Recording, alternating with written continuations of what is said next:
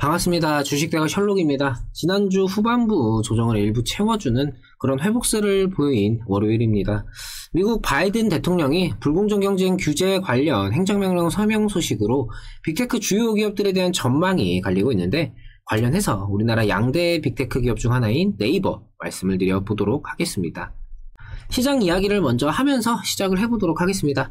중국이 지준율을 인하했습니다. 중국은 그간 자기들은 코로나를 일찍 통제하였기 때문에 무리한 경기 부양보다는 오히려 디폴트를 유도하며 구조조정을 강화해야 한다라는 입장이었는데요.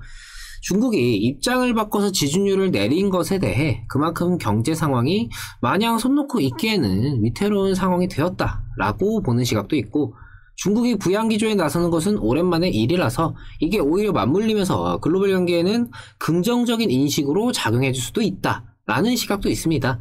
델타 변이 바이러스 등으로 인해서 전 세계 증시가 좀 불안한 현재 상황에 중국의 이러한 스탠스 변화는 시장의 게임 체인저로서 작용을 해줄 수도 있다라는 점에서 개인적으로는 긍정적인 작용을 기대하고 있습니다. 지금의 불안한 상승 랠리만을 이어가며 우려와 해소가 반복적으로 나타나고 있는 상황에 중국의 이러한 액션으로 경기 부양에 대한 기대감이 글로벌 증시까지 작용을 해준다면은 가치주와 경기회복 수혜주들을 중심으로 다시금 시장은 안정적인 상승을 노려볼 수 있게 될 겁니다. 상황이 어떻게 이어질지는 보다 더 지켜보면서 다시 판단해봐야 하겠지만요. 제가 올려드리는 영상은 한 번으로 끝나는 것이 아니라 주기적으로 올려드리면서 그날그날의 상황과 이후 전망에 대해 수정하고 보완해 나가면서 매매에 참고하실 수 있도록 진행을 하고 있습니다.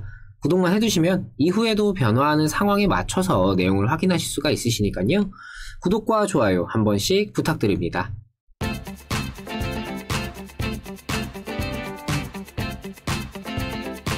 이전에도 말씀을 드렸지만 현재 네이버와 카카오 두 양대 빅테크 기업은 단순히 기업 자체적인 가치로만 주가가 움직이는 상황은 아니라고 생각을 합니다.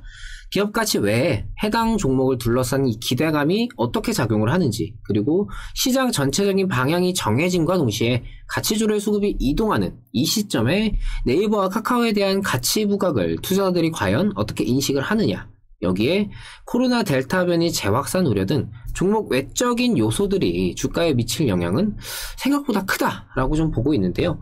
미국의 바이든 대통령이 빅테크 주요 기업들에 대해서 불공정 경쟁을 규제하기 위한 행정명령에 서명을 하였습니다.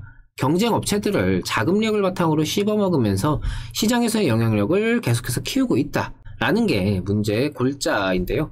사실 이 내용은 이미 이전부터 깔려있던 내용입니다. 새롭게 추가된 내용은 아니기 때문에 이게 뭐 당장 어마어마한 악재로 작용한다라기보다는 그렇구나, 결국 하는구나, 뭐 요 정도 분위기입니다. 트럼프 대통령 시절부터 이 빅테크에 대해서 직접적이고 공격적으로 규제를 언급했었는데, 실제로는 완화된 기업 규제들로 인해 빅테크가 최대 수혜를 받았었죠. 이번 바이든 정부의 행정명령 역시 결과가 크게 다르지 않을 거다라는 시각이 지배적인데, 미국에서는 이미 아마존과 구글, 페이스북 등 이 빅테크 기업들이 실생활에 밀접하게 연계되어 있기 때문에 규제를 가한다고 해서 무언가 크게 달라지지는 않을 거라 생각을 하고 있습니다. 미국 정부가 빅테크 기업들을 규제하려는 것은 이들의 덩치가 더욱더 커지면서 의존도가 계속해서 높아지게 되면은 그로 인해 정부의 영향력이 감소할 수 있다라는 이유가 가장 클 텐데요. 문제는 규제를 강하게 적용하자니 명분이 없기 때문에 기업에 대한 국가의 갑질을 받게 되지 않을 테고, 약하게 적용하자니 해봤자 의미가 없는 상황이죠. 그러니 알아서 좀 잘 기어라, 이런 식으로 액션을 보여주면서 내부적으로 조금씩 소나기에 올려놓으려고 할 겁니다. 미국 빅테크 기업에 대한 상황은 대충 이런 식으로 진행이 되고 있다라고 좀 보시면 될 것 같고, 문제는 우리나라죠. 우리나라도 마찬가지입니다. 이미 우리는 네이버와 같은 이 플랫폼에 적응이 되어버린 상태죠. 인터넷 검색을 할 때는 네이버 포털 사이트를 이용하고 네이버 스토어, 네이버 페이 등을 통해 쇼핑하며 어디를 초행으로 갈 때는 네이버 길찾기로 길을 찾곤 하죠. 네이버와 연계된 서비스는 전방위적으로 넓어져 있는 상태이고, 이제는 뗄래야 뗄 수 없는 지경에 이르렀습니다. 어느 정도냐면은 이전에도 말씀을 드렸지만 이 공공 분야에서 네이버를 통한 인증을 활용하는 등 손에 쥐고 흔들 수 없는 지경이 되니까 공존하고 활용하는 정도로 진행이 되고 있는데, 우리 정부가 네이버와 같은 이 빅테크 기업에 대해서 어떤 스탠스를 취하느냐가 개인적으로 의미가 아주 크다라고 생각을 하고 있는데 미국과는 다르게 공존을 선택한 것이죠. 대립구도를 세우기보다 공존을 하면서 오히려 우리나라의 빅테크를 국가 차원에서 지원해주고 세계적으로 뻗어나가는 게 가장 좋은 그림이지 않을까. 일단은 방향이 좀 잘 잡혀서 진행이 되고 있다라고 좀 봐도 될 것 같습니다. 네이버의 가장 큰 장점은 이 방대한 플랫폼이라는 잠재력을 지니고 앞으로도 계속해서 성장해 나갈 수 있다라는 점인데요. 단점이 있다면 네이버가 진행하는 사업들의 경우 아직까지는 내수 비중이 좀 높다라는 점이 개인적으로는 좀 아쉬운 부분입니다. 결국 국내 핀테크 시장은 이미 포화되어 서로 파이 뺏어먹기 싸움이기 때문에 이제는 밖으로 세계 시장을 노려야 한다. 그리고 네이버는 탄탄한 내수 시장을 바탕으로 여러 가지의 연계 서비스를 시도, 확충, 확립하면서 쌓아놓은 데이터를 통해서 외수 시장, 해외 시장 역시 점차 늘려나갈 수 있을 겁니다.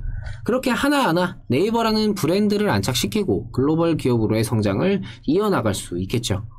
네이버의 성장 잠재력에 대해 개인적으로는 무궁무진하면서 지금의 네이버는 몇 년 뒤에 되돌아보면은 정말 빙산의 일각일 수 있다라고 생각을 합니다. 플랫폼을 기반으로 한 이 빅테크 기업들의 사업은 앞으로도 무언가 새롭게 생성이 될 테고 그 역시 우리 생활에 밀접하게 작용할 수 있기 때문인데요. 비록 제가 주기적으로 영상을 올려드리면서 그날그날 상황에 대해서 보다 집중해서 말씀을 드리고는 하지만 오늘처럼 이 시장이라는 대외적인 요소들에 대해 생각을 해보는 이 시기에 네이버라는 기업에 대해서 궁극적으로 어떤 관점으로 봐야 할지 말씀을 드리고 싶었습니다. 이전에도 여러 차례 말씀을 드렸지만 네이버는 지금을 보고 메리트를 느끼는 종목이 아니라 앞으로의 성장, 미래의 가치에 대한 메리트를 두고 그 기대감이 주가에 작용하며 상승하는 종목입니다. 그리고 그 기대감은 앞으로도 계속해서 커져갈 테고 주가는 늘 뒤늦게 따라가는 모습으로 오늘의 고점이 내일의 저점이 되는 그런 흐름을 보여줄 수 있으리라 생각이 됩니다.